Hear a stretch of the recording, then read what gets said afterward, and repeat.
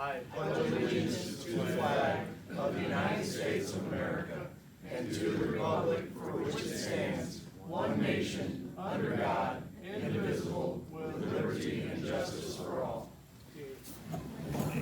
Thank you, and Margot's here, and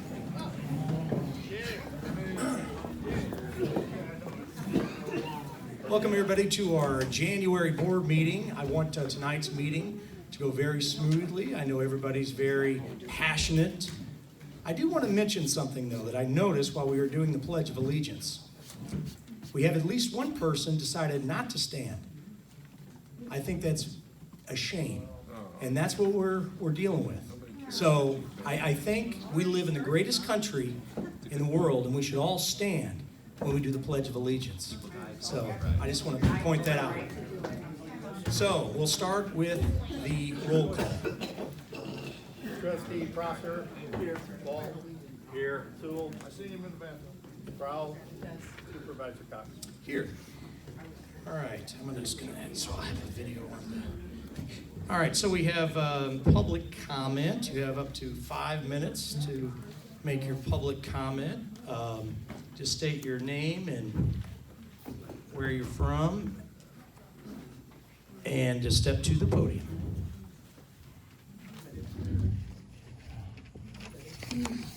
Good evening, Township Board. My name is Andrea Fox. I also go by Andy Fox. I've been a Collinsville Township resident all my life, 42 years.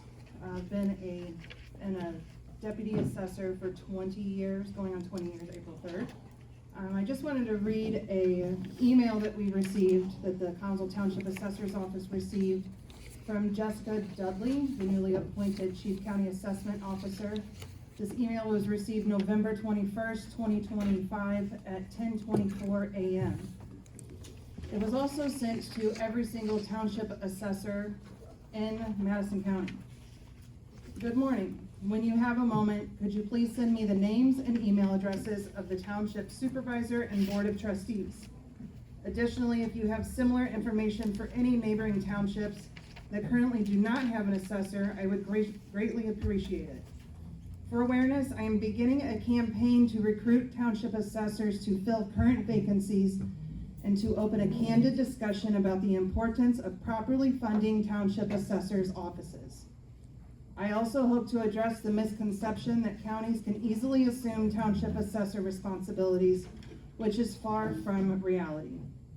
If you have any information, experiences, or specific scenarios related to these issues that you would like to share, your input would be extremely helpful.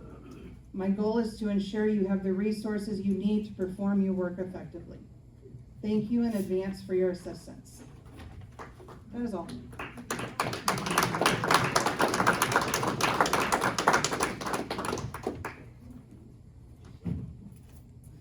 Rachel Dyke, Collinsville. Before my time, I'd like to start. I'd say it's pretty shady to try to energize your base by a decision somebody makes about the pledge. It's their freedom to stand or not stand, to recite it or not recite it. And people have very strong opinions on it. Hey, I'm cool with whatever your opinion is, but to start the meeting out like that before even public comment, that's a specific strategy you've employed over and over again, and it's quite frankly unprofessional and inexcusable. My name is Rachel Dyer from Collinsville. I'm speaking publicly tonight because I am deeply alarmed by the actions of our township board, specifically its inappropriate and reckless decision to underfund the assessor's office, followed by an attempt to shift blame onto that very office for the consequences of their choices. For months, I've attended meetings in person. I would like to say this board makes decisions based on evidence, facts, and sound reasoning. Unfortunately, the pattern has been the opposite. Political or personal ambitions paired with an extreme and thoughtless devotion to budget cuts in the name of so-called fiscal responsibility when the moment does not call for a decrease in funds. Let me be clear about something up front. I do believe waste should be cut when evidence shows services are underperforming. I do not believe in gotcha politics or right versus left narratives, but what I do believe in is honest governance that serves taxpayers. What is happening with the assessor's office is not responsible fiduciary oversight, and the township board is responsible. Despite efforts, particularly by the supervisor, to portray a 28% cut to the budget, on this legally mandated and essential service as wise stewardship of public funds, nothing could be further from the truth. I ask you to consider the facts, not the gaslighting. First, the board has claimed the assessor's office is over budget, harming taxpayers, violating the law, and failing to meet union obligations. That narrative is false in its causation of this current situation. The assessor's office has legal obligations under the Illinois Property Tax Code, the Illinois Administrative Code, Department of Revenue regulations, IRS standards, and other state and local laws. These duties cannot be fulfilled without adequate staffing, training, and required systems, such as the GIS mapping and DevNet software, all of which fall under the proposed budget originally provided to the board. For decades, the assessor's office has operated within budget while meeting those mandates. Underfunding it now doesn't change the legal requirements, it simply makes compliance impossible and puts taxpayers at risk.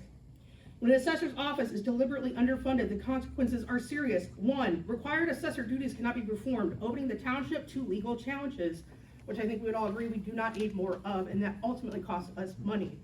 2, lack of staffing, training, and updated records undermines the legal standard of fair market value, leading to inaccurate or unfair tax burdens. 3, valuation cycles slow down, appeals are delayed, and tax bill processing suffers. 4, institutional knowledge is lost when qualified staff cannot be hired or retained. 5, property values become inconsistent, creating inequity across communities. If you own property, your chance at fair taxation depends on the assessor being allowed to do their job properly. That's just the facts, people. The situation is like ordering someone to drive a bus full of passengers on a fixed route while refusing to pay for fuel. The destination doesn't change just because funding is cut. It's like requiring a bridge to carry a daily load, but refusing to fund maintenance. When it fails, you don't blame the engineer, you blame those who withheld the resources. The board's actions suggest one of 3 things. 1, a lack of understanding of the assessor's legal role. 2, a disregard for the public's best interests. Or 3, a deliberate choice to underfund this office for personal or political reasons. None of these are acceptable, and it does not matter what political party you align with. Instead of taking responsibility, the board has attempted to redirect blame onto the assessor for problems the board itself created. That is not transparency, that is not leadership, and it is not the governance we all should accept. Assessment work requires honesty, objectivity, and strict adherence to legal standards. Ironically, the board has failed to meet those very standards in how it has handled this issue. This is also the same board where some members failed to complete required training on time and have been unwilling so far to answer any questions regarding undertaking training to better understand the population it serves through general assistance. We deserve a board committed to growth and that will not seek to undermine other public officials who have sufficient training for the post in which they serve. I urge you to research these facts yourselves. You don't have to believe me. Set aside personal relationships and political loyalties and look at what is actually happening. This is not about an assessor failing to manage a budget. This is about a township board failing to understand and honor its responsibility to this community while assuming the public won't notice or won't speak up. We should not look away. We need to call this what it is. Stop accepting misinformation. Demand accountability. Yeah, please, facts matter. And insist that the assessor's office be fully funded because it is what the law requires, what taxpayers deserve, and what this board, quite frankly, was elected to do. Thank you. Katerina Engel, Collinsville resident. I would like to direct my comments to the new business item on tonight's agenda. Approval of resolution 2026-R01, authorizing line item transfer in the general town fund from senior center capital outlay to assessor's office salaries. I have several questions for the board. Why is the township proposing to take money from the senior center capital outlay to fund assessor salaries when the township reportedly holds over $3 million in reserves? Why are reserves not being used first? How much interest income has the township earned across its accounts, and why is that revenue not being considered as an alternative funding source? Why is the fund designated for senior services being put at risk to fix a problem that originated with the board's own budget decisions? Would this agenda item even exist if the assessor's office had not been underfunded to begin with? I'd also like to place something on public record and ask a follow-up question. At the June 11th, 2025 board meeting, Trustees Ball and Prosser voted no on cutting the assessor's budget. Trustee Ball stated at that time that he expected the new budget to pass and that a lawsuit would likely follow, which he described as a waste of taxpayer money. Is that being considered by the rest of the board? The township has stated that the case was dismissed without prejudice by the judge. As a reminder, that status does not close the case. It allows the plaintiff to refile later and is now not a ruling on the merits. It is usually a procedural pause to correct errors such as missing evidence or paperwork. Given that the township is now in litigation with the assessor's office, which is needed to correct the board's negligence, how much money does the board expect to spend on legal fees? How does this outcome align with the board's stated goal of fiscal responsibility? I also have a question regarding the December financial reports. Under vendors, there is a payment from the town fund to Derek Cox in the amount of $1,644.53. Can the board clarify what the payment was for? Was it a reimbursement, a service, or something else? And will similar expenditures be clearly explained going forward? Now, several months ago, Chief County Assessor Jessica Dudley asked all township assessors to outline the work performed in their offices. After reviewing Collinsville Township's response, she replied, "You win," indicating that this office performs the most work of any township in the county. Knowing that, why was the assessor's office underfunded? If this assessor's office carries the heaviest workload in the county, what was the justification for reducing its budget so drastically? And how does underfunding the busiest office in the county serve taxpayers, seniors, or the long-term financial health of this township? These are not rhetorical questions. They go directly to transparency, priorities, and accountability. I urge the board to answer them clearly and on the record. Thank you. Thank you all. It's been a while since I've been here. Robbie Dorman, live in Maryville. People say that the assessor's office is underfunded. It's not underfunded. You guys set the funds for it. He went over budget. It's as simple as that. I think there is a misunderstanding between the audience and reality. If you get a budget, stay within it. You go over it, you're over it. Simple as that. You're not underfunded if you have a budget. Zero would be underfunded, I guess.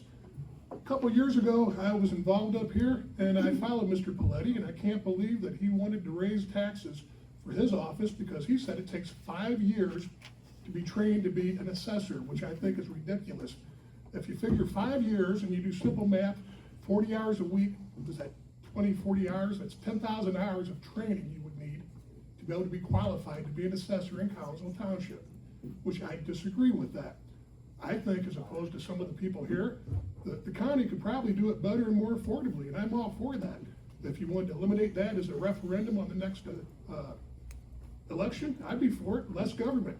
I want to thank you personally, Supervisor Cox. I'm here on behalf of the people in my precinct. I'm a precinct committeeman for Collinsville Township, which you won unanimously. Well, not unanimously, but overwhelmingly, if we're doing what you promised to do, which is lower taxes.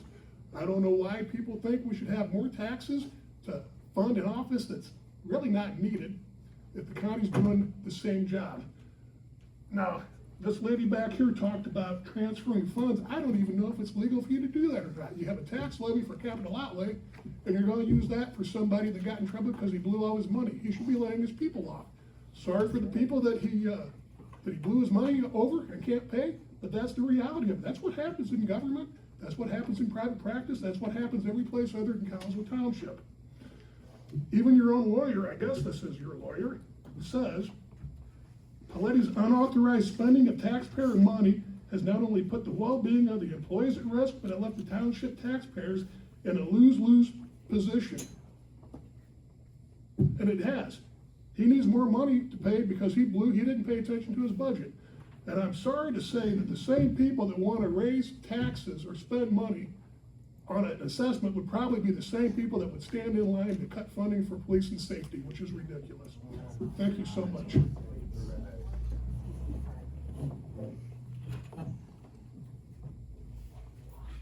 My name is Keely Morgan, and I've lived here since 1980. The first thing I'm going to say I wasn't planning on saying, I don't stand for the pledge for a reason that is none of your business. I can't hear. I said, my name is Keely, and I've lived here since 1980, and the first thing I'm going to say is, I wasn't planning on saying, it's none of Mr. Cox's business why I don't stand for the Pledge of Allegiance. I have a very personal reason why I don't stand for the Pledge of Allegiance. It's none of your business. People died for my right to sit. I'm going to use it. The other thing I'm gonna read tonight, this is what I had planned to read, and it's on a little different subject. I'm gonna read a social media post that was made by Trustee Sewell that just came to my attention in the last few weeks. I think it was from 2023, I was told. This is Trustee Sewell's own words on his own page. I know some people won't like this comment, but it's a new reality. Compared to 100 years ago, the welfare system has enabled stupid people to avoid starvation. Since they are allowed to vote, and there are so many of them, they are able to inflict a deterioration on the collective mentality of society on the rest of us. How do we fix that? We didn't have this problem in any society or country until the last century. Can we pass a law that only gainfully employed people are allowed to vote? There was a time when only landowners were allowed to vote. I want to reinstitute that. So after reading that, I have a question, and I really hope you will answer this tonight. If you don't, you don't. I want to know how someone who has openly disparaged the very people that you are supposed to be helping, the people in need, how can you be trusted to do right by them? Lee Watson, Collinsville, Illinois. Hi, good evening, good to see you. I would like to just say that I don't have any problem with you saying whatever you want to say as a private citizen. It's the same right that you asked for in terms of standing or not standing. I mean, say whatever you want to say, just, use some common sense, right? Don't be mean. Separate from that, it's interesting, I go to meetings from time to time, these political meetings, and I always end up going when there's something happening, it seems like, right? And then there's a group that it's always opposed to or for, right? There's gonna be a group that's fighting about something, and it's always kind of the same people, it seems like, right? So when I go to a meeting, no matter what the organization, I go back next time, it's gonna be about the same people that are mad about something. I go back again, they're kind of still mad about something, right? Maybe it's a different thing, but nonetheless, they're still mad about something. What I almost never see are the majority of the people who never come to these meetings, who are paying their taxes, who are working their butts off to take care of their families, and they just hope the folks they elected, with very little information, by the way, right? An election, you don't really learn much about a person when you vote for them, right? You just hope they do what they said they were gonna do. You just pray they do, because you don't have the time to come to these meetings every night. You don't have the time, you got kids, and you got families, right? You're just living your life, hoping that you didn't waste your vote. I am fairly confident that there's not many people that come to vote, at least not in this group that elected you, that said they wanted you to raise taxes. They wanted you to increase expenses, and they wanted you to pay part-time employees full-time wages. So in the assessor's office, I'm not an expert on the assessor's office, I don't know the gentleman, I don't know anybody that works there, never had any interaction with them, I'm sure they do a wonderful job, I'm sure they're great at their job. But if their budget is set at the beginning of the year, seems like this argument should have happened then. Those folks should come out and spoke their piece then. And if you got your budget, you got your budget. You got to make it work. There's not a business in the world that can ignore the fact that they're out of money and just keep thinking, well, I'm going to open up Monday and somehow, I don't know, maybe my folks will just work for nothing by Friday. You plan, right? You say, okay, I'm not going to have as many sales this year. I'm not going to have, I got to lay off. I got to do what I got to do. None of it's pleasant, but I've got a budget. Well, here's what I'm asking the board to remember. You've got a budget. You said it some time back. The assessor got what the assessor got. He don't like it. Some folks don't like it, but that's what he got. I tell you what I don't like. I don't like you taking $25,000 from somebody else's budget who didn't do anything wrong to give to somebody who couldn't keep his budget. And I don't know him. I'm not speaking on his abilities or the office's abilities, or it's just wrong to reward folks who don't do what they're supposed to do and penalize folks who do what they're supposed to. It's kind of like, I feel like most of the time, the people in our government, in our country, in our county that try to do the right thing are penalized. They don't come here and raise holy heck. So the doggone fees keep going up, the taxes keep going up, the expenses keep going up. So, I would just ask you to remember the silent majority that elected you. Thank you. Here, Al Owen. Only question I have, a lot of excellent comments. excellent comments. Mr. Cox, Pete Paletti, trustees of the board, on April 1st, 2023,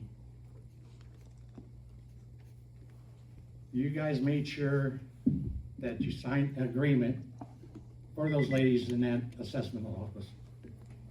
No, only Pete did. Cox did not sign that. Cox fought us on that. So then, well, it's still in his budget to, you have a contract, the township has a contract with the assessor's office, I guess, from April 1st, like I said, 2023 till March 31st, 2027. How in the hell can you guys change the budget when you have a contract till March 31st, 2027?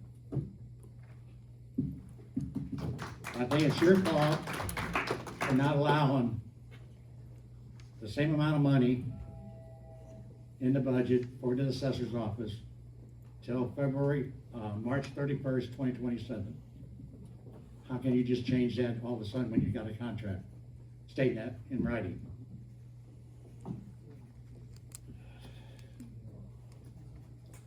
Some of the people say that we don't need that assessor's office here in Collinsville. Supervisor, you got probably the best assessor's office in the state of Illinois. You should respect them, treasure them, do what they need, not what you want, or do, or say, or the other trustees that voted against this budget, or for this budget. I just don't understand, as a taxpayer. How can you spend money on lawyers when you should be feeding the people that you see every day? That's all I have, thank you. Hi, my name's Jeannie Lomax, and I live here in Collinsville. I've lived here all my life, paid taxes here. Since we bought a house back in, first house was 1990. Been paying taxes for a long time here. So looking at some of the numbers and the stats concerning the assessor's office. So the budget was passed back in June of this past year. Budget of $383,792. Okay, if I'm looking and comparing, I like to do comparisons. Collinsville has about 16,700 parcels that get assessed. Edwardsville has about 16,600 parcels, so 100 less parcels in Edwardsville than Collinsville.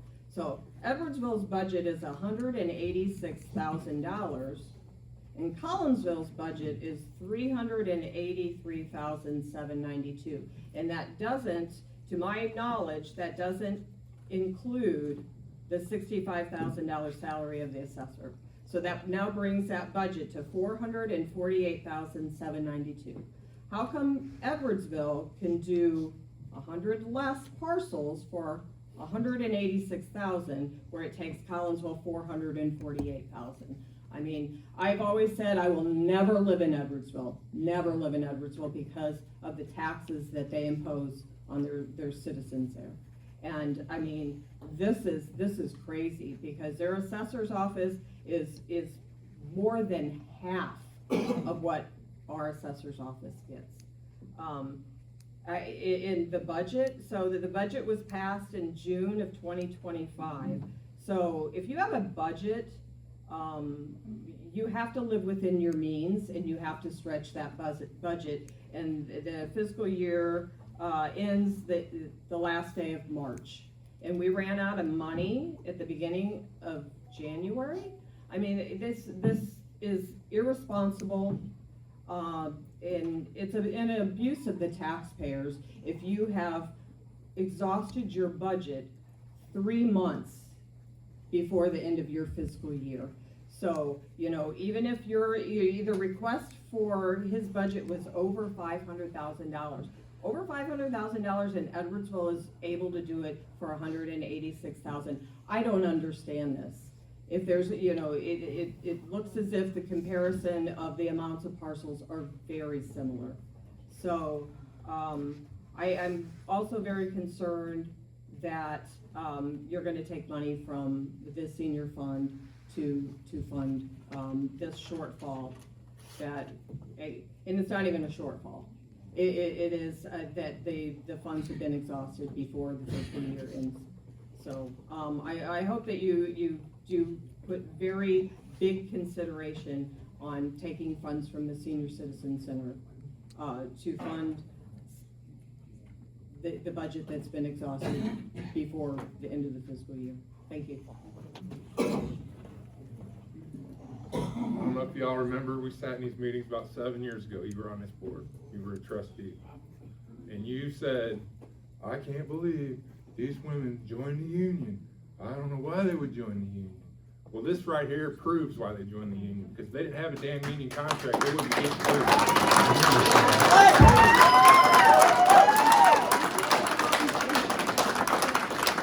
Failed to point out also, excuse me, is that Edwardsville has 2 employees and Collinsville has 6. She left that out too. So they're able to do it with quite a bit of. Chad Lomax. Correct, I'm sorry, Chad Lomax, Collinsville. Lived here my whole life, and yeah, I've been paying taxes as long as I can remember. Say that again, how many employees does Edwardville have? 2, and I believe the assessor works. That's what's listed on their website, so. Also, depending on the type of parcel, it's different work, depending on the type of parcel you have. All right, in your unit. all right. It's just, Calm down. hey, none of that. Sir, you have a warning. One more of those, you'll have to be removed. We're all in the same community, all right? We all are passionate. Settle down, we're good, okay? Let's not do that. Really? Is everything good? Yeah, I just didn't hear it. I did. I heard it. Anybody good? My name is Rich O'Donnell. In a handout that we received this evening, resolution 20, number Can you 20. move the microphone down a little bit? There you go. Resolution 2026-R-01 calls for moving money to cover the assessor's payroll through January 30th. So 2 weeks from now. The fiscal year runs out March 31st. So will there be another resolution and another resolution and another resolution? Or are we gonna fix it this evening? You know, last time I spoke, I think it was in October. And I told you if you elected Derek Cox to another term, you'd have 4 more years of drama. There's been drama since he showed up. It's still drama. And it's gonna stay drama as long as this man is running the show. I don't understand why a resolution takes care of 2 weeks and not 2.5 months. I'd like an answer from you when you get a chance to speak. Anybody else? And we can get to trying to answer some of these questions. Okay. All right. So I believe it was Ms. Dye that on our agenda we can answer, and we changed the bylaws and changed things so we could answer. A lot of boards you might go to, they'll just ignore you, and then you got to wait until the next meeting. All right? So I want to be as open and transparent and explain everything as much as I can. But I will say, and that's why I'm going to have our attorney set up here, it's very hard to explain things when your hands are tied behind your back, okay? Because we are in a lawsuit and we're trying to protect your money, all right? And so I will explain as much as I can, and I ask for the respect that this board gave to the speakers to at least listen and try to understand where we're coming from, because the packets that I put out, I will go through each one and explain exactly what we're talking about. Ms. Dye said about misinformation. Are you all right, sir? Oh, I'm absolutely fine. All right, then just, so I want to address a couple of things that we have that is absolute misinformation that might have gotten a few of you wound up to come here tonight. We got a grievance letter in the mail, and it says from one of the employees, the employer has failed to compensate employees for the hours worked. Employees are being required to perform job duties without being paid for their time, which is a violation of the collective bargaining agreement. Okay, first of all, we have our manager in the back, Don. I hate to put you on the spot, but you do payroll for us all. Has anybody ever missed, like this says, any compensations for their work in the assessor's office? No, payroll went out Monday. They were supposed to be Monday. Okay. So in your time being manager, has anybody ever missed any payroll like this says, that they're not being compensated for their work hours? No. Okay. I wanted to make that clear. So if you came out tonight and you were told that they weren't getting paid, that's not correct. Okay? I also want to point out, and I sent this back to the union director.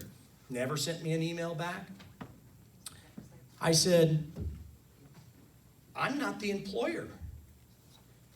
In your packet, go to it. This contract, I believe, as Ms. Fox said, is signed. It was all negotiated, every single aspect, and signed by the employer, Pete Paletti. Okay? So, that is false information as well. And I will say one more thing, and then I'd like to call our attorney up to better explain it. I would just like y'all to put the shoe on the other foot. First of all, I got into this, all right, for the taxpayer, okay? I got in here to help my taxes, when I started when I lived in my house, have doubled in just 6 years. Y'all might think it's funny, but I don't, and I can guarantee it. There are people that aren't here, to Mr. Watham's point, the silent majority, all right? There's a lot of people that can barely afford to stay in their house. We live in the highest taxed state. I want to give, and Kathy knows this at Road and Bridge, the very first week I was in office, and she can attest to this, and Steve can too. I came down there, and I said, the number one goal I have, I want to make the township look great, and I want to make sure that people know they're getting the best bang for their buck. All right? And whatever I can do, that is my only goal. All right? The Road and Bridge has always done a fabulous job. Assessor's office, I don't think anybody on this board is saying that they've done a bad job. You said Me a and pathetic job on Facebook, Andy, Derek. I did not speak while you were speaking. You're on a warning. You're on a warning. I'm only doing one warning tonight. All right? So, what I'm saying is that my biggest thing is the cost, like it was brought up. The misinformation is that this just began. I've been at the township now for almost a decade, for 10 years, as a trustee, okay? I have, from the first meeting, I looked at the budgets, I looked at the audits, I compared to see where we, as taxpayers, could save some money. Because you can't tell me that there is a business, in my opinion, this is my opinion, okay, in government. Every single government body can find 10%. Every single government body can find 10%. One big piece of misinformation, I have to add this in there because it is constantly out there. Why are you picking on the assessor's office? Road and Bridge took a budget cut last year. They lived within it. My office town, took a $316,000 budget cut. Okay? $316,000. And I lived within that. Okay? He took a $124,000 budget cut. And he ignored it. Now I want to say this, and then I'm going to get to our attorney. Put the shoe on the other foot.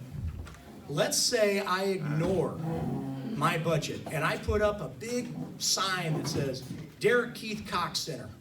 You guys would be in an uproar. Thank you. Here. Bye. Bye. You guys would be in an uproar if I did that, and rightfully so. Rightfully so, because it is not my money, it is your money. Okay? If the board's job is to set budgets, that is our main duty by the Illinois law. If we didn't have that law, just imagine every single municipality, the elected leader could go out and spend whatever they want and put a sign up. They could create big statues for themselves, whatever they want. It is the board's job. And the 383 was more than fair. It is still double of what Edwardsville spends. This is not personal. He's known about this for a decade and completely ignores it. So I hope I didn't go too far. Where's Katie? My name's Catherine Warren. I work for the Lashley and Bayer Law Firm as an attorney there.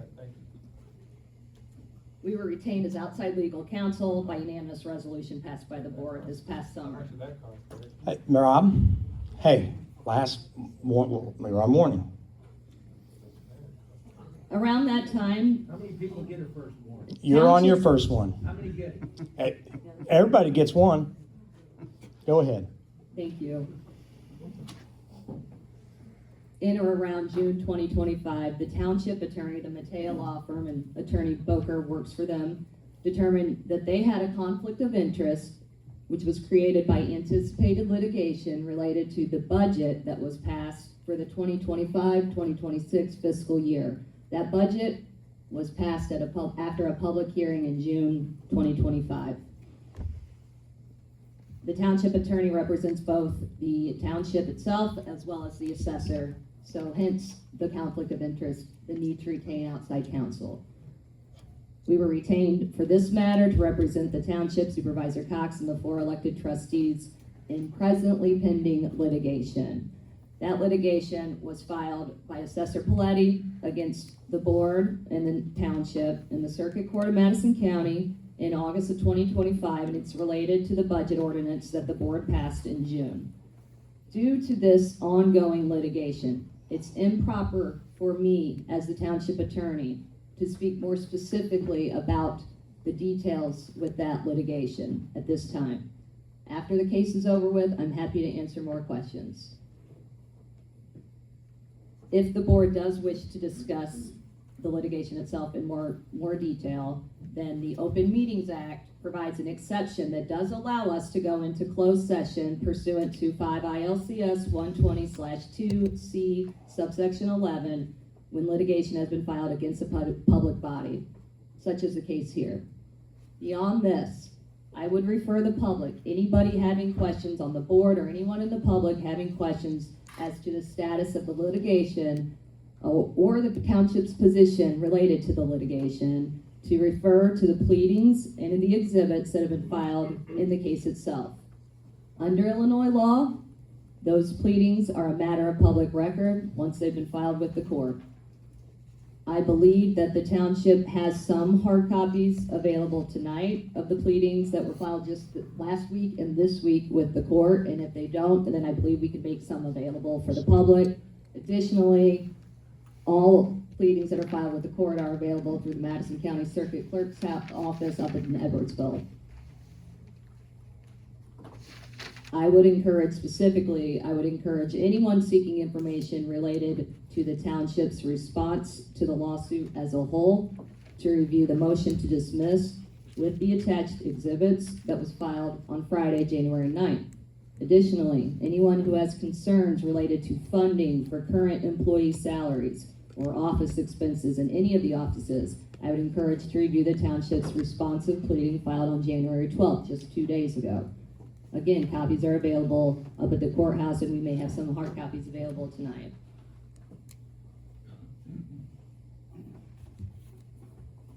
I have one question, a point to make out. Yes, Rob, you're on warning. You said that they can talk in closed session. But you didn't clarify. Rob, seriously, Rob, I have to do it fair to everybody. I'm gonna ask her some questions. I gotta say, and she already knows this, okay?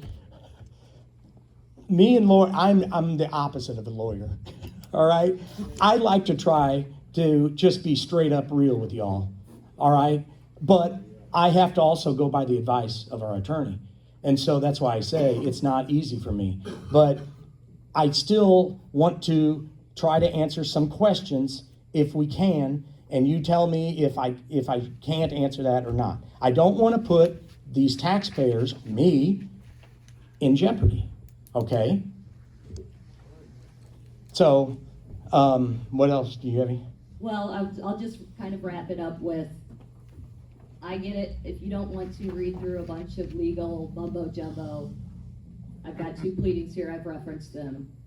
If I get it, if you don't want to read through all of these legalese and everything that's in here, I would specifically, if you're kind of wanting a summarized version of what's going on, I would refer you to page 2 through 7 of the motion to dismiss, which sets out the facts of the situation, and then I would refer you to the numerous exhibits that are attached to these motions, both motions.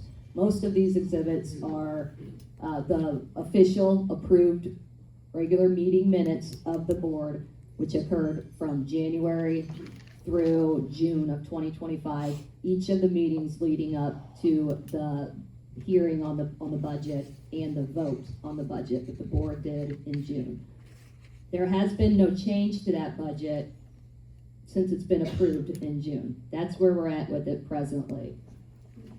I have an ethical duty to do the best job for my client, which is the township, which includes all of you residents who live in Collinsville Township. I would be doing a disservice to all of you if I were to discuss this in any more detail than that tonight.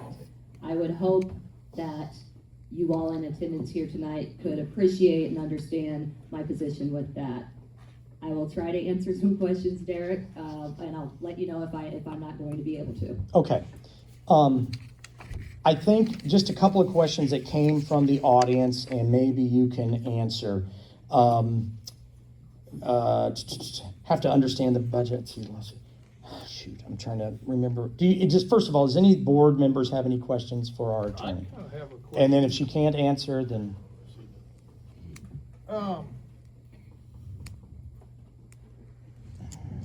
As this goes on, will the assessor continue to be paid? His pay is separate from this contract, right? So he's gonna get paid. Yes, my understanding is that the elected officials, all elected officials in the township's salaries are paid from a separate fund than the assessor office fund, but I believe Jim could answer that more. I mean, I can. It's in our general fund. And so I think where Brad is coming from, the elected officials, we get paid. Pete will get paid no matter what. His budget is, we pass that in the general fund, okay? And we know how much each elected official gets. The other point that I think that you might be alluding to is, would the assessor's office close down? Yeah. That's my question. If, let's say, if they run out of money, okay, is it his duty to keep that office open, or do the people, or all of us, just out, do we have no assessor's office? He has a duty that's set out in the statutes and the law that are set forth here in these motions. I've specifically put in these motions what my interpretation of the law is, based on the case law in Illinois, based on the reading of the statutes in Illinois. So both the assessor's duties as well as the board's duties are made clear in these pleadings. I would really encourage everyone wanting to know answers to questions like that to refer to a copy of these pleadings. I think that's all that I have at the moment. But again, we all took budget cuts, all right? Because we are doing our part to help either stop the rise of property taxes or lower it. I'm not saying it's the huge deal. That's where me and Mike sometimes, he's like, well, it's not big enough. It's not worth. But to me, I'm not going to be a part of that. All right? And that's just me. If each municipality, school boards found ways to stop the rise of spending, our property taxes would stop raising so much. And the problem is, every year, it's only 10%. All right, we'll do that by 5 years. okay? It just keeps going up. And again, my taxes have doubled. It is our duty, you elected us. These board members, this whole board, they're also elected. And their job, and my understanding, and I think Katie agrees, is to set budgets. That's one of our main duties. We have to set a budget for road and bridge, for me here at the senior center, and for the assessor's office. Okay, then I have to live with that budget. Those budgets change all the time. Everybody else live within it. So, a big question, because I wasn't very happy either, and I kind of, my staff, I gotta be honest, my staff is upset because they work very hard to try to make sure that they stay under budget. These little things and all this stuff that some people kid about online, oh, they're spending a lot of money. These were handmade. When people come in, it's $5 for lunch, okay? It's $25,000 all year long, and those are for residents, tax-paying residents. What is wrong with giving back to our tax-paying seniors? There's nothing wrong with that. I think every town should have a place like this. And so the reason that we have to do that is that was the only line item that I even have that I can do it. And so we need to put in a new stove. We might have to wait on that until April because we have to pay the salaries. And can you explain the reasoning behind what we're thinking, why we're doing that? And it's in the letter. I could read your letter, but we're trying to. You want to explain it or no? She's here, let her talk. There was some correspondence that has been attached as an exhibit to the defendants, to the township's response of pleading that was filed just on this past Monday. That's the Monday, January 9th pleading.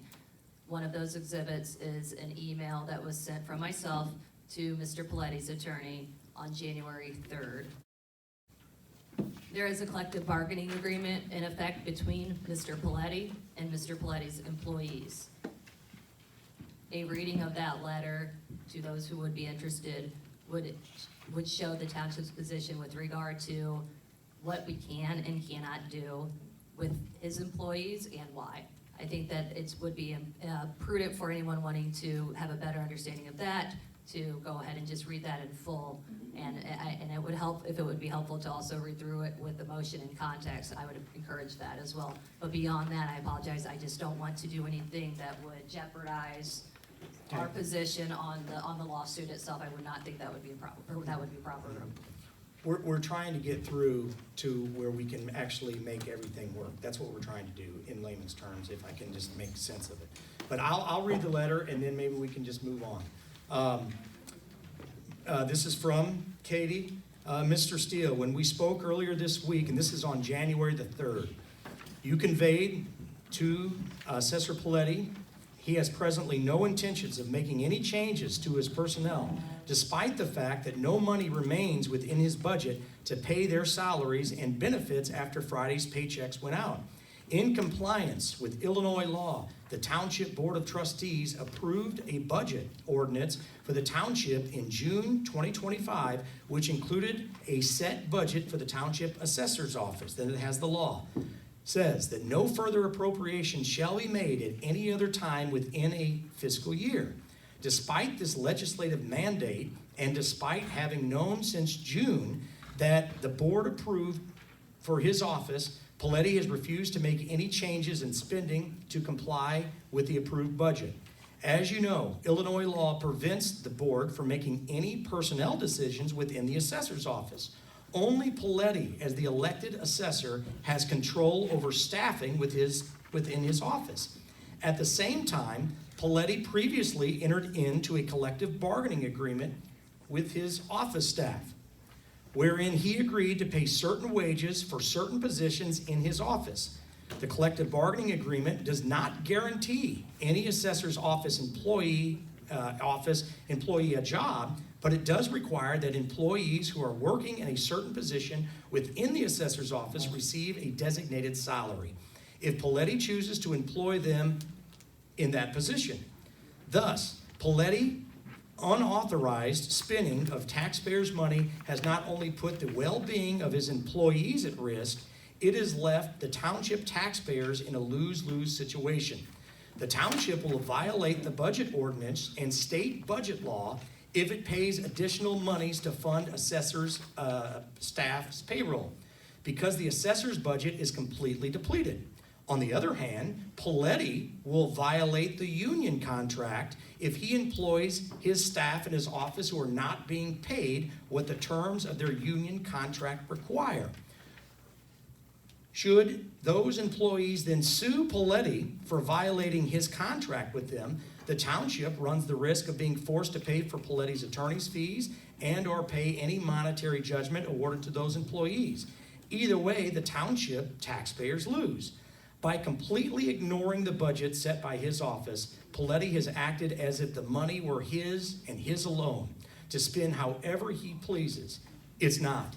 That money belongs to the taxpayers. Those taxpayers elected this board of trustees, many of whom campaigned on eliminating wasteful spending by the township. The duly elected board passed a budget that required Paletti to reduce spending within his office. By completely ignoring that budget, he has intentionally violated his oath of office to the detriment of the taxpayers that he was elected to serve. This part's important. While the township explores its options to address Paletti's willful violation of law, the purpose of this correspondence is to put Assessor Paletti on notice that absent a court order requiring otherwise, the board will not approve any further expenditures for his office for the remainder of the fiscal year, other than those emergency appropriations needed to comply with the collective bargaining agreement in effect with his staff and to ensure basic necessities such as electric bills are paid. Other than these expenditures, no additional funding will be approved absent a clear showing to the board by Assessor Paletti prior to his spending of money, and that said additional spending is necessary for efficient operation of his office. If you'd like to discuss this matter further, please feel free to give me a call. What I take from that is if we don't pay the employees, then they could possibly sue Paletti. Then Paletti works for the township. We're trying to save everybody's money. It brought up in a question, this is costing too much money. Yeah, it's gonna cost some money when he sues, but it has to be done. We have to rein in the spending. Say it cost us $20,000. Well, over years, 130, that's going to save taxpayers. So it is kind of hard right now, and I apologize if anybody's having to go through this, but sometimes that's what you got to do. And it's not, if anybody thinks that this is easy on me or any member of the board, well, you're crazy. All right? So, anyway, anything else to add, and then we can move on? Not for me. Okay. I I can't, if I break the rules, it's gonna be a free-for-all. I can't, Rachel, you can ask me Okay, afterwards. but you guys still haven't given us actual, like, what I don't understand from the time the initial budget was passed to now. You have not given us any actual evidence of what. Rachel, what is- seriously, I what's can't. excessive in the budget? I'm not. What's excessive in the budget? Stop. Rachel, But you guys can't answer You the have to question. respect the rules. just ask me afterwards. You're on warning, It is, please but there's stop. rules. Jeff, Okay. stop. I know he's your partner and that means a lot. to All me, right, but please. listen, Ask her to leave. Just leave, Rachel. seriously. I- Jason? Is it not? Is it Yeah, not I really put you on just warning, you leave? won't stop, you're out. I won't stop, I'm trying to get the answer. You're out, you're out. He told you he would ask. I'm Doesn't not playing give us around. an answer. I'm Why not cut- playing around. You cut need to the leave. budget? You say it's excessive spending, right? I'm going, sir. You need to But leave. you say it's excessive. You're gonna get spending. charged with disorderly And you have- conduct, you need to Oh my leave. God, Derek. You have You can extra ask me bargaining afterwards. So I'm it's sorry. not a public record for Then everyone. You're not gonna hijack the meeting. Are you above the law? Sir, that is not what I Jeff, Jeff, I'll ask you to leave. Stop. He's on warning. He's out of control. This will be the first meeting I haven't been to. Jeff, out. Bye. Jeff, don't leave. You've No, got, no, you've got no. one more. Hey, we're fine. You guys. You gotta be shitting. Bounce. You need help. All right, listen, I don't like doing this, but we have to stay controlled. Wait, Margo, we have to stay controlled. That's the way it's gonna run. Okay. Let's move on with the meeting. If you wanna sit right here, just in case, because we have another. I do have a Yeah, question for the attorney. okay, go ahead. Okay, I've been attending these meetings for. We'll go to your Can't hear microphone. ya. Oh, I've been attending these meetings for many years, before I was elected as a trustee. I can't hear.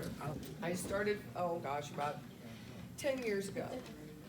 And, actually, Mr. Milam was part of, like he had said earlier, that he was part of these meetings. He was actually a trustee, I believe, Yes, I was. in a little tiny room Yeah. that was purposely made. Actually, we were not in a meeting. Come on, I don't wanna, just quiet. In a little tiny Get the room, record straight. in a little tiny room where it was kept that way, so like not a lot of people could really attend. Derek made it so big so that the community could attend. When I started with these meetings, there was something that came up and a lot of the public brought to the attention of why is this assessor's budget so high? Why is it so much more than the Edwardsville Township? That actually needs to be clarified. We're not talking about the Edwardsville County. We're talking about a township, the township, 100 parcels smaller than ours. And so my question is that every year, this budget has been set 3 times the amount of the Edwardsville Township. Are we, if we go against this, like what we've already set, if we, like, are we gonna be held responsible? Is there gonna be problems? Are we, if we add to this budget, at this point? Illinois law does provide a mechanism to amend a budget after it has been approved. It's the same process kind of the budget, the original budget itself. You have to give notice of a public hearing 30 days in advance. I believe it's make it available for inspection to those who want to see it. So that's if you want to amend the entire budget. In addition to that, there is a provision of the budget law in Illinois, the Illinois Municipal Budget Law, I believe is what it's called, that is referenced somewhat in the resolution that we're voting on tonight, where it does allow the township board to make transfers between various line items in any single fund, as long as we're not exceeding 10% of the total amount appropriated in that fund for that line item. If that makes sense, I hope it does. And if not, Mr. Boker drafted this resolution, so I will pass that right to him if you have any additional questions with that. So that was just one question. I wanted to make sure that, we've already set this budget, and Mr. Paletti has informed us that he needs the money because it takes 5 years to train an employee, apparently. And in addition, he doesn't need to be in his office. So one of the community members said something in regard to his salary in addition to the budget. And Mr. Paletti's office, he is an assessor as well as an appraiser. And he says that he doesn't need to be in his office. He's given up his office to sit in his office, which is only a couple blocks away. If the women need him, he can run down, or all of the information that they collect as deputy assessors, they can easily access him and send him the information that they collect to his office. So, when we have done our job and we have done the research and we have looked at other townships and our budget, or what he's asking for us to approve, his budget is so much higher than those and has so many more employees. And they're reporting to his assessing appraisal business while he's at his business. It just makes, we really did due diligence and we worked hard to be sure that he had the money he needed for his office to be a good manager and to manage it appropriately. So, I mean, the employees trying to cover their incomes is not our job, it was his. So. I don't want to get into just statements. I was trying to answer some specific questions, not you say anything wrong or anything, but we kind of need to move on. And we have a resolution that we need to pass, unless you really feel I you got can. one question. Does the union contract state how many people he has to employ? Can't hear.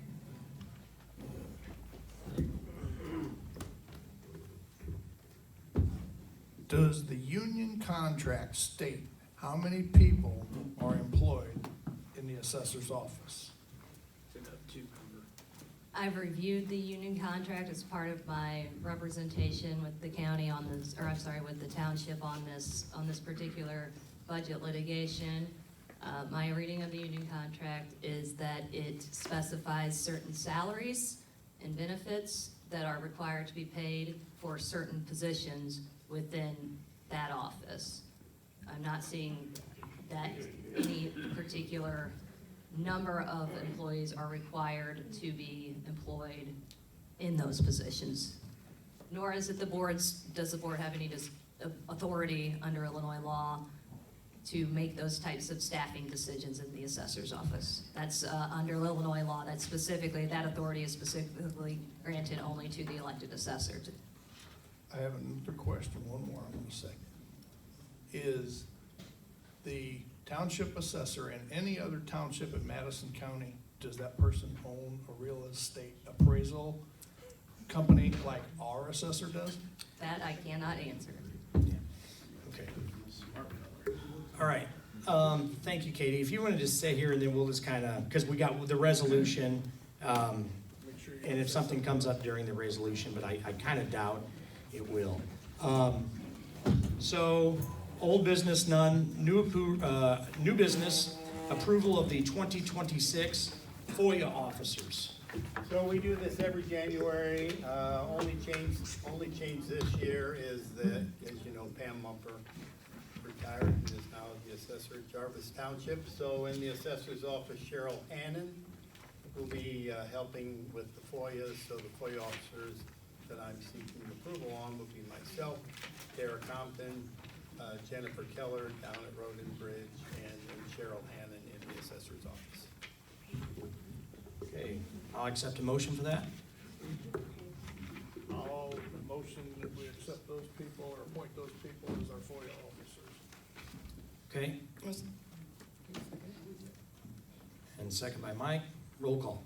Prosser? Yes. Ball? Yes. Sewell? Yes. Crowell? Yes. Supervisor Cox? Yes. Next item is the acceptance of the resignation of Mr. Jeffrey A. Summers as trustee of the MFPD, I believe it's Maryville Fire Protection District, and because he is moved, that's in your package. I guess, do we need a roll call vote on each one of these items?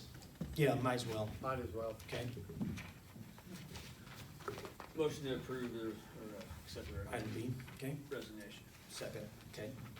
Roll call? Ball? Yes. Sewell? Yes. Crowell? Yes. Prosser? Yes. Supervisor Cox? Yes. Next item is the appointment of Stephen P. Hay as trustee of MFPD to fill the unexpired term, and that term expires in 2027. Motion approved. I'll second it. Okay, roll call? Sewell? Yes. Crowell? Yes. Prosser? Yes. Ball? Yes. Supervisor Cox? Yes. All right, next item is the reappointment of Eric F. Hartline as trustee of MFPD. And I got a great couple of good calls on Eric, and he's got his stuff in the package. He's been doing it forever. He's been doing it for a long time, yeah. I motion we reappoint Eric Hartland. Okay, Second. all right, roll call. Trustee Crowell? Yes. Prosser? Yes. Ball? Yes. Sewell? Yes. Supervisor Cox? Yes. Okay, next item is the approval of the resolution authorizing the line item transfer in the general town fund from the senior center to the assessor's office salaries. And just so it is on record, oh, where in the heck did I put it? I'm just going to read why we're doing this, and this might answer some questions. Anyway, the resolution says, whereas Collinsville Township, the township previously adopted a budget and appropriation ordinance, the budget, for 2025-26 fiscal year, and whereas the budget included a year-over-year reductions in general road fund, the assessor's office, and town fund. And whereas the general road fund was reduced by $110,250, the town portion of the budget was reduced by $316,000, and the assessor's portion was reduced by $124,953.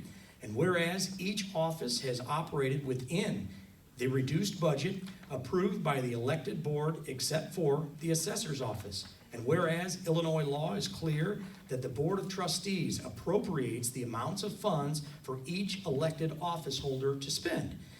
It is then the responsibility of that office holder to manage his or her office within those appropriated funds. An office holder does not have the authority to spend unlimited taxpayers' dollars. And whereas the assessor has chosen not to comply with the past budget and has continued spending beyond his appropriated amount, resulting in the complex exhaustion of his portion of the budget as of January 2nd, 2025.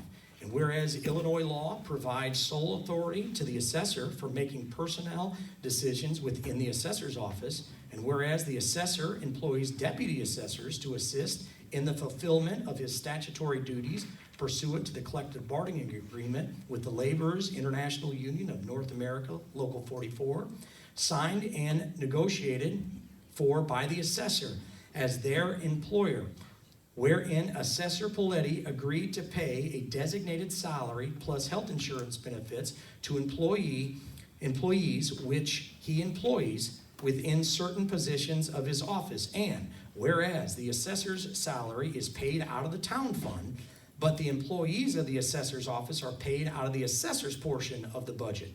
And whereas the assessor's failure to reduce spending in conformance with the budget has placed his entire office staff's salaries in limbo, as he has exhausted his entire budget that runs through March 31st.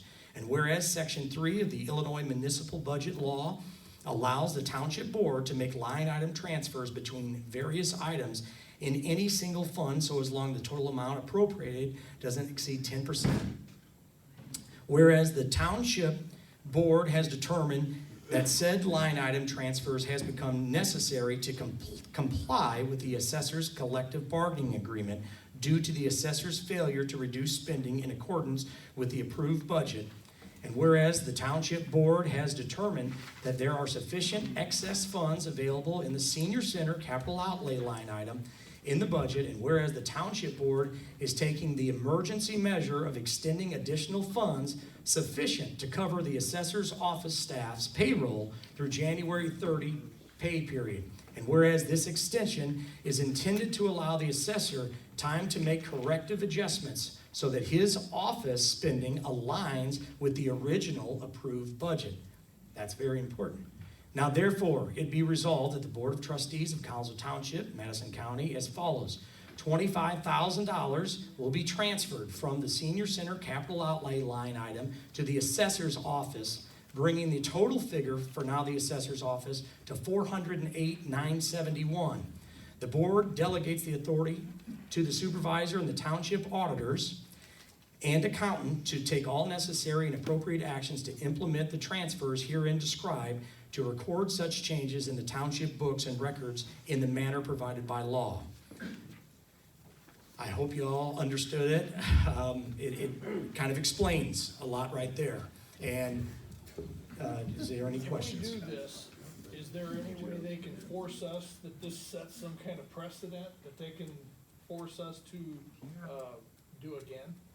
Or is this safe that we're saying, we're gonna take the money out of this one fund to pay the people till the end of January, but that's all we're obligated to? Can you answer that? So this resolution, I mean, it's a standalone resolution. It says it's specific, it's a transfer for a specific amount of funds. One time, and does it gets close to that 10%? Well, and the biggest thing that I'm worried about is, again, we cut 316 out of mine. I mean, I'm tight. I mean, and so I more worry that we can't do it again. We'd have to do something different. So we're trying to get him to work within that. And we're also showing, and I hope you guys understand this, we're trying to come to a resolution. We tried. We don't, believe me, Jeannie, and I told you this. I said, how is this fair to the senior center? The seniors, right. And because I care, but that doesn't mean that things aren't going to continue to run exactly the way they're going to run. It's just we have to maybe wait until April the 1st to buy a stove or something like that. And I would hope that maybe the assessor's office staff and Mr. Paletti could at least acknowledge and thank the senior center for doing a good job, and the staff down here, because I will remind the union, those are your people too. My staff is also in your union. And my thing is that I will address this real quick. I've never been against unions. I was the shop steward in my union, and I've never once said that. So, does anybody else have any other questions? No. Okay. We're not near the 10%. No. Okay. Well, I mean, is there another 10% to give them? Yeah. The 10% is 10% of the general town fund, which was like 1.2 million, so you could transfer 120,000. There's another mechanism too of adjusting the budget. But that will take 30 days. No, I Right. understand. Yeah. It's another mechanism. Yeah. And we're trying not to, because if we pay without doing this, here's the answer, I think. If we pay without doing this, we are breaking the law. The law states you can't overspend your budget. It's like me, like I said, I can't go out and just spend whatever I want. Imagine if every elected official just gets to spend whatever they want just because they've been in office for 48 years. No way. All right? So this board, the township, the auditor would get us. We would be against law if we pay more than his budget was set out in June. So we're doing this as a board as a favor to the assessor's office to have time to come up with a resolution that we can get this solved and move forward as a team. Okay? All right, I'll accept a motion.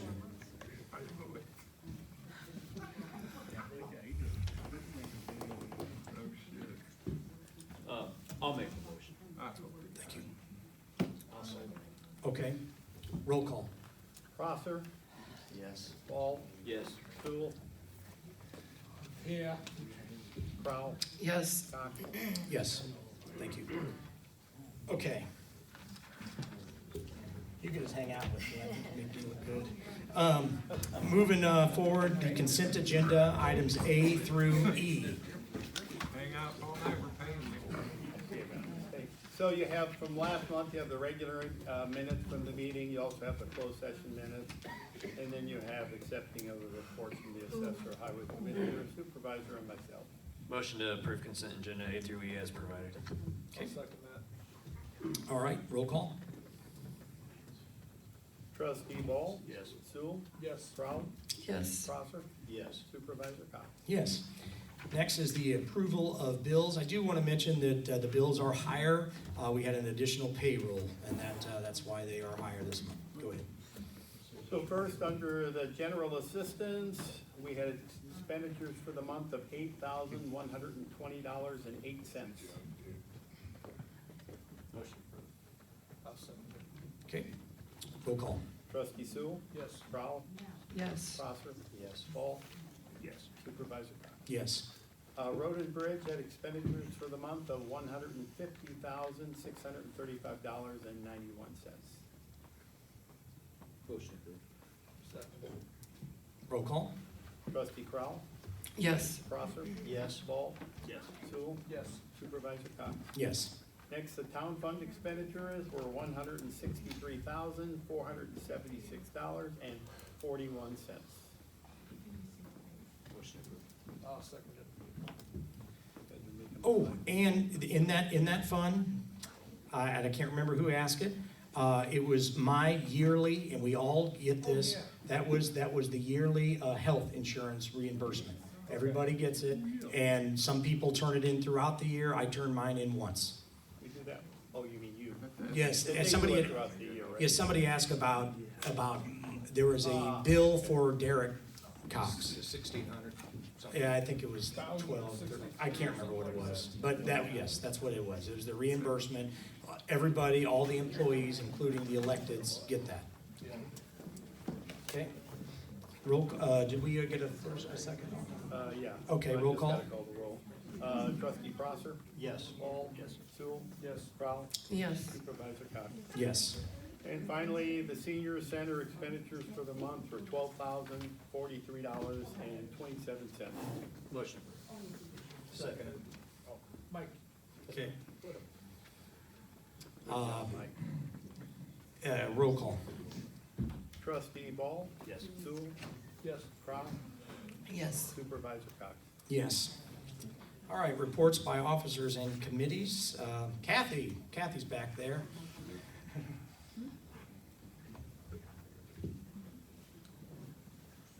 I bet we kept you awake.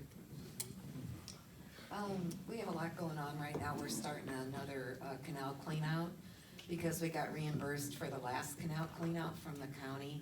We're able to do a smaller one that we're gonna get cleaned out, which will help the flooding areas down in our area, down where we are on North Bluff Road. I wrote in my report that we tested a backhoe from Sloan's. It was actually from Severs that brought us the backhoe to test. And actually what, besides a lot of great things that it does, on the roads, it runs up to 32 miles per hour, which current backhoes that we have are 22. So that's a big difference because you do drive those on the road. Nothing that I'm looking at right now, but just informational to let you all know. Our sweeper, I hope, will come in soon. We had a trade-in of around 30,000 for it only, and we can sell it to municipality without the annual meeting approval, and we have sold it for 55,000. So that bringing in a little more money than what the actual trade-in was. What brand did you go with on this? The same that we have Okay. at Johnston, yeah. So, anyway. Any word on the grant for that too? We applied for it. Okay. Yeah, it's all I can tell you right now. It's in the ether. Yeah. Okay. So, anyway, that's where I stand right now. We're getting ready to do that. We're doing all of our other regular things. This is the time of year we get our equipment cleaned up and ready to go again, because it's important to me that the shed and the equipment is kept clean. Not only does that help, it of course looks nice, but it just helps keep them, in current condition. I mean, we have a 2004 truck down there that people come in and think it's a new truck. So just taking care of them and cleaning them, and so it's an important part of what we do every year, so that's about all I've got right now. I had one question. Yes. On your report, you mentioned collection of a couple weeks of reports then to talk to sheriff. Does the Yeah, does the we've speed- got, the speed yeah, we got a trailer, that and does it? we've put we've got one sign posted right now in Keebler. We wanna post another one going the other direction, but it's right where all the fiber cables and everything are. We had a meeting out there with some of them didn't show up, so we're still working on getting them out there to figure that out. We have two up on Old Keebler. The one going eastbound isn't too bad, but the one going westbound, there's speed. So they're doing all the monitoring and doing all the We statistics monitor, and we everything? monitor it, and then we'll turn it into the police. Oh, okay. So we've talked to the sheriff, we've talked to Maryville, and Maryville has a portion of that, so I'm hoping they'll help out too. Okay. Besides that, we've got the trailer, and we have that out. We hear complaints on certain roads, and we'll take them out. Okay. And just kind of monitor them Good. for a while. Thank you. Uh-huh. Okay, our assessor is not in attendance. Chuck, thank you for coming out tonight. Trustees, any comments?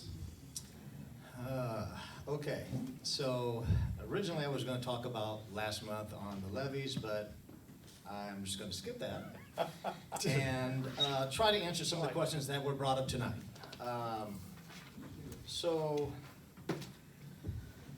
Where do I start? Okay, so the $124,000, actually I thought it was $138,000 that we were cutting from this budget, which is 29%. And me, I'm the math guy. So if we have 16,750 parcels, that comes up to a savings, and you know me, you have this discussion, of course, about how little and how small. That comes up to about $11 a year that we'll be saving, okay, at this point. Now, if the assessor's office, this is just the beginning of it, if the assessor's office would close, that would be, and I took the 558,000 with the amount of parcels that we have, that comes up to about $32 a year. And it's still something, just letting you know.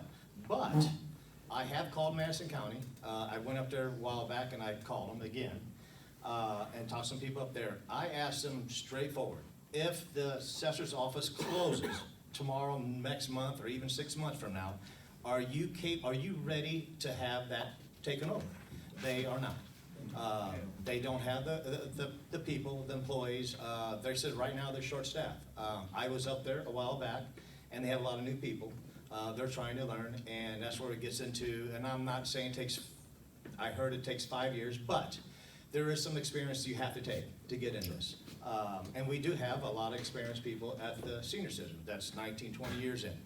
So my next question was, if they don't have the manpower, they don't have the laptops, all that stuff, what is it gonna take then, and how long would it take? So we're saving 30-some bucks. What I did was I multiplied it by 4, okay? Just in case, because I'm just coming with these numbers. So if it was a savings of $120 a year that each person's gonna save, that's $10 a month. Now, and don't take this wrong, we're all have our own budgets. You know, everybody has less money or more money, but I look at it as hobbies or maybe even a routine that you do. It's saving us $10. Now, again, we're gonna probably have a little, discussion on this, but we probably all spend going to get a coffee, if that's your routine, or you smoke cigarettes, whatever, and I don't care. I go get a donut in the morning. I like donuts, So what I'm getting at is, we're going through all this, and somebody had said earlier that why don't we just shut it down? When I talked to them, they did say, multiple people have said that our office is doing an excellent job. And the part of this, which I'm gonna get into, is that it's in our town, guys. I've been working for the city for a long time, and we all live here. I don't want to drive to Edwardsville. I want to stay in my community. This is just me speaking. I don't want to drive up to Edwardsville. I've been there, and it is hard for parking, it's hard for everything, and they don't treat you as well, I feel, that they do here. I think that the assessor's office ladies there do a really good job. So my final question was, on part of that was, what's gonna happen in 2 years? Let's just say that they get the people and they're gonna have to float everything out and get it going. They said if you're saving anywhere from $30 to $50, they do have already, and you know this, some townships that they take care of that are in the 9,000, 9,600 or a little bit more. We are one of the largest townships in Madison County. They said that the $30 that we're gonna save, and again, I was elected and we just talked about saving money. I know we're trying to save a little bit of money, but we can't look at the dashboard when you're driving. You have to look forward. And in 2 or 3 years, she said it could be approximately $180. I don't want to pay more. And that's what we're trying to save money, guys, but we're gonna end up paying more through Madison County. They told me that. It is a straight up, you want clear transparency, and I know I'm gonna kind of piss off some people. I'm probably gonna piss off some people on this, but I'll get bad, whatever, emails. But what I'm getting at is, this is what I've heard, and this is what I was told. So, I get it. I understand we need to try to make cuts. I know we need to do that. But we are fighting, and that's against our attorneys, but we are fighting now, which is gonna cost us more money. We know this. It's gonna cost us more money for what I'm gonna save, and this is the average, $3 a year, or even $30 a year, even if it was $120. We all blow money more than what we figured. So all in all, these are the numbers for that. So the next part, somebody had asked about Edwardsville Township. They do have close to what we have. And they only have 2 employees. The reason why they have 2 employees and the reason why their supervisor makes less money than you, and people have brought that to your attention, is because they have less income coming in. They don't have the revenue that our township has. Again, we are very well as far as we may have the middle class, whatever taxes, a higher taxes, we have a lot of commercial property, but talking to Edwardsville Township, they just don't have the money, and that's what everybody keeps bringing up. That's why they have 2 employees. If they could, and if they had the money coming in, they would have more employees because they have the 16,000. And that's why their supervisor makes less money than you do. So that is part of that deal. I broke it down. They did 500 and some changes a year. That's what you have on your paperwork. So that means that's about 253 per person. There's 2 of them that they split up to do changes in 1 year's time. So I took our amount that our ladies, we do have 6 at the time. So they did 4,204. That means that each person at our assessor's office did over 700 per person a year. Now, they're working. I mean, I'm not saying, people have said this or that, but they are doing their job. And I understand about cutting taxes. And yes, Pete needs we need to work something out. I'm not saying he needs to stay where he's at, but his levy's been the same, right? For 8 to 10 years, it's never been raised. He's always been under budget, and I've bring this up before. So all I'm looking at is it has to get fixed. We need to do better on both sides. And as far as the people working there and how many are working there, that is what we're supposed to have for the amount of principals or partials that we have, talking through Madison County. You can have less, and we discussed this, and I'm going to make this short here. We discussed this, the state of Illinois, and you said, well, maybe they need to know they're not doing as many changes. The state of Illinois knows. They know that these smaller townships and places don't have the income that we have. So, to give you an example, the city of Collinsville, a while back, this has been years, state of Illinois sent us a letter saying we had to replace all stop signs that weren't reflected. Now, a lot of these smaller townships, it wasn't that they didn't have the money. They could have got reimbursed for it, but they don't have the manpower. They couldn't do it. So I'm just telling you that there's some of the things that we're talking about, but getting the actual evidence and talking to the people, that's where I stand. Sorry to upset some people, but you want transparency, that's what you got. Thank you. And I'll answer all those things you said during my supervisor's comments, because I tried to write some down. Okay, thank you. I also went up and talked to that girl in Edwardsville, lady. One of the things that I see is if you put lights on your shed, they have to make a change in your tax evaluation. If you do anything to your yard or the outside of your house, they mark that down and they go and they gotta make a change. You change something on your, well, I don't see why for an evaluation that is approximately 1/3 of your total assessed, your assessed value is 1/3 of the total value of that property. Why we have to be so specific with the condition or the appearance of that property for the purpose of township assessment. We don't need to be that specific, that thorough with our assessments. I have talked to the people in Granite City, Namioki, Edwardsville, and I forget who else, and they all said the same thing. Pete Paletti goes overboard with what he's doing there to justify all this. And all these changes that he talks about that he's doing, added lights to the shed. Come on, guys. We don't need to pay for that. Okay. Besides, like I said, what other assessor actually has to have his assessments right down to and I don't know, are they being used over there at that appraisal company? I'd like to know that. Anybody else? Yeah. So some good news, on a good note, in regard to our community garden, we have Dave Wild, who has agreed to help with the design. Perfect. So he has his own landscape business, so he's absolutely ready to help. He was from Belleville, right? No, Collinsville. Collinsville? Okay. Mhm. Yeah, he's from Collinsville. Wildy. E at the end. Dave Wildy. Oh, hello, Dave. And so, yeah, and then I have another question in regard to signs. I had a couple of people ask. What kind of signs? There are political signs being placed out already in the township. So I did have a couple of people ask me, when are the elections? When are elections? And they weren't happy about election signs. They say that, it's enough during the election period. So they were wondering, there was a gentleman that has his signs out. I wrote that down earlier. What are the rules in regard?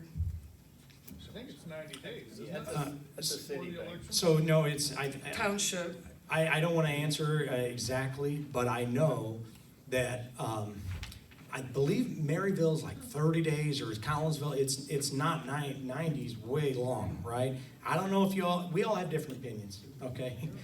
Me personally, I think they trash up everything and it doesn't look good for a city. So I don't like to see all these political signs for all year long, right? Right, so anyway, my point is, there is different municipalities have different codes, okay? And I don't know what the law is about it. All I can say is, if they're against that code, which some of them are now, I usually just vote for the opponent. That's what I usually do, so anyway. The election is March 17th. Yeah, the election is in March, right. You got two attorneys sitting right there, they don't know. 2 months out. Yeah. Okay. Anybody else? Two of them. Hey, Rob, we're almost there. Yeah, senior center. I don't care. If anybody cares, but we had a very successful holiday season in here. It is so heartwarming. If anybody ever comes in and checks it out, this place is packed with people that would ordinarily be home, maybe alone, meeting friends. Tomorrow we have a live band coming in here. We have a Super Bowl party that we're going to raise money for the senior center. And we hope to make between $700 and $1,000 on that, and that I'll host and things like that. And I think that the seniors appreciate when they are able to pay their own way too. So because it's online a lot, all the money goes to the senior center. That is wrong. They get $25,000 a year. That's what they get. All right, and so I make transfers throughout the year. I'll make a $7,000 transfer or a $5,000 transfer. My budget is $25,000 down here, okay? And that is for food. That is for everything we do. That is for the electric bills. All right, the solar that we just put on helps save. So, and the place is fully remodeled. It's a great place. This is where early voting is going to be. We got a parking lot now that people can easily access. It's safe. So anyway, I'm proud of the senior center and the staff. I'd like everybody to put your hands together for the staff. All they do down here, they put their heart into it and they work hard. And I thank my staff for that. So, clerk, you got anything? No. Okay. Supervisor, so I'm going to try to make this short, but first of all, to your point, Mike. Yes. There has been a narrative out there, and it is false. And I've met with you in person, and I've told you this is false. And however many times I can say it till I'm blue in the face, and no, he wants to. I have never, ever wanted to move the assessor's office. Ever. Okay? You can say that I have, and you can believe it. I'm telling you, I never have, okay? Well, I wasn't blaming you, I'm just No, I know. saying, I'm as not saying general, you did. If this happens. this is what- Okay, now to that point, what I don't understand is everybody acts like this is an ambulance service or fire or your water. This is your house's assessments, which are due in Collinsville in 2028 to the county, okay? In St. Clair County, the entire county, there is no township assessors. They do it all. Many counties throughout the state do it all. This is not, I mean, to get all fired up and come out and it's like, whoa. I mean, so Madison County does about half of the county's assessing. They do half the county. They have 6 employees. We have as many employees as they do in the entire county to do half the county, okay? And so, if that would ever occur, which is not through me, I think somebody floated an idea of having a referendum or something like that, and I talked to the county assessor, and, well, we don't have the staff right now. Well, what if you used our staff? I'm just saying, it's not up to me, okay? And so, speaking about driving, nobody has to drive up there. Everybody, and this is a narrative that has been put out for so long, and it's not true. You can get all your forms online, on our Facebook, on our website, or on the county's website. They send out reminders too. And you can send those in online through their email. I have the email proving it from the county assessor. If you're a senior and you're not low income, because the county board passed it, I believe it was 2 years ago, you don't have to fill out the card anymore. Only if you're low income senior. You're not getting any younger. Once you hit the age, you don't reverse, okay? So if you're a disabled veteran, you don't have to come into our office and talk about it and everything. You can have somebody or yourself get the form, fill it out, email it in, boom, done. Okay? Revenue. You spoke about revenue. That is up to this board. We pass a township levy. Okay? This board passed a township. How did we come up with the $383,000 amount? Took 29%, right? No, this is the levy, not the budget. The levy, sorry. The levy, what we did, the last board, okay, we passed $383,000. This board, moving forward, I have been trying for a while now to get a balanced budget, okay? So that's the same exact number that we put in the budget. And he's known this since last 2023, I guess, or 2024. November of 2024 is when we passed that levy. So now we're out of budget. We're having an unbalanced budget because we're spending more than we're bringing in. Edwardsville simply levies less. And a tax levy is how much money they charge all the houses out there. I'm trying to get our tax levy down. And since I have been supervisor, we've lowered our levy by over 30%. And look at what we've accomplished. It doesn't mean that you can't have a good service and have to charge all this crazy amount. That doesn't mean that. It means that you have to, me as a leader, and Pete as a leader, and Kathy as a leader, the budget that you're given, you have to work, you have to figure out how to make that work. That's right. And that's what every single municipality and leader needs to do. And that's what you voters need to hold your elected leaders accountable. It's not fun. And believe me, it would have been much easier, to your point, it's only this much. All right? But if everybody does that, if all of our elected leaders just say, well, it's only that much, we're all screwed. You should be applauding people with courage and a backbone to do the right thing. Okay? And that's all we're trying to do. I'm here for you guys. And I'm not trying to hurt let me ask you this, Don. Don's in the back. Some people accuse me of being maybe too nice and with my staff and just everything like that. Let me ask you this, Don. Who's the boss? Who's the boss in my office? That's right. I've said that all the time. The taxpayers are the boss. That's my boss. We are trying to do what's right to you. We believed that 383, when Edwardsville spends 186, that we believe 383 was plenty to do the work. And so that's, and I respect, I want you guys to know, I respect Mike, I respect Clint, I respect everybody's different opinion. But at the end of the day, that's why you elect us. That's why it's important. Who do you want as your leaders? This board voted 3-2 to make the budget 383. And that's what the elected leaders have to abide by. And when you don't, then there's problems. And so I'll finish up with this, transparency. This is always a big word around here. When I started,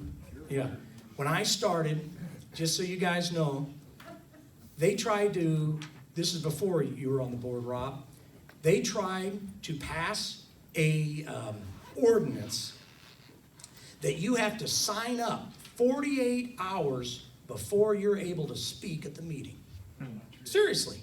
We had a meeting over there in the little room that you could fit about 6 people in, okay? And I brought a video camera in. They tried to shut that down, okay? I started a little Facebook page. That was a big mess. They tried to shut that down. I have always been all about everybody knowing what's going on, okay? And so, like it or not, that's the facts. And so,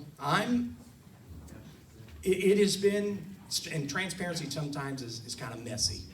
Sometimes I almost believe if you put us all in a room, whatever board you're on, and you say you're not leaving until you figure it out, it would, without everybody else knowing, actually, probably the world would be a better place.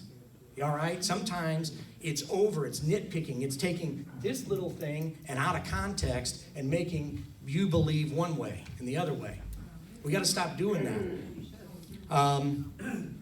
Again, taxpayers are my boss, and I really pray and I hope that Mr. Paletti and the assessor's office and this board, we can figure out a way to make this work and make this go away, and we can move together. We got 3.5 years to do a really good job for you guys. So, well, with that, I'll take a motion to adjourn. Should we do a really quick closed session? Do you, since you're here? It's up to the board. Do you need to talk to them with anything? No? Good. Okay, so motion to adjourn. Okay, motion we adjourn. Okay, second. All in favor? Aye. Y'all have a good night. Thanks.